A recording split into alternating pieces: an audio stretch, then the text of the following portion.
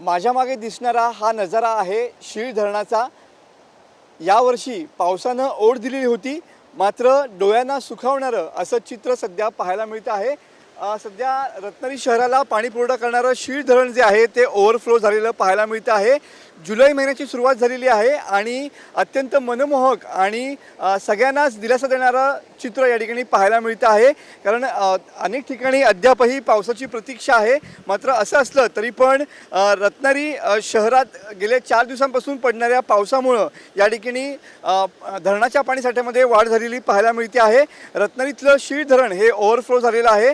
रत्नागिरी शहराला पाणी पुरवठा करणारं शीळ धरण हे सध्या तुडुंब भरून वाहताना पाहायला मिळतं आहे आणि त्यामुळं रत्नागिरी शहराचा पाणी प्रश्न जो आहे तो या ठिकाणी मिटलेला पाहायला मिळतो आहे।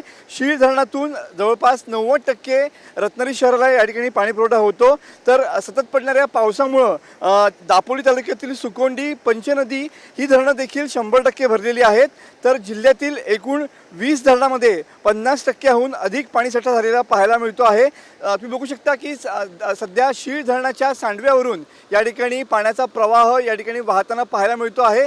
अनेक जिल्ह्यामध्ये सध्या पावसाची प्रतीक्षा आहे। सध्या कोकणात गेल्या 4 दिवसांपासून दमदार पाऊस या ठिकाणी पडतो आहे आणि त्याचमुळं सध्या शीळ धरण हे ओव्हरफ्लो झालेलं पाहायला मिळतं आहे।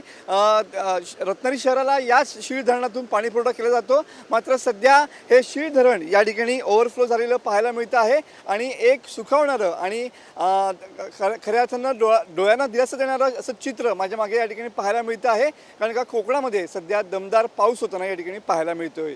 कॅमेरामन समित गजनेसह मनोज डेले, TV9 मराठी, रत्नागिरी।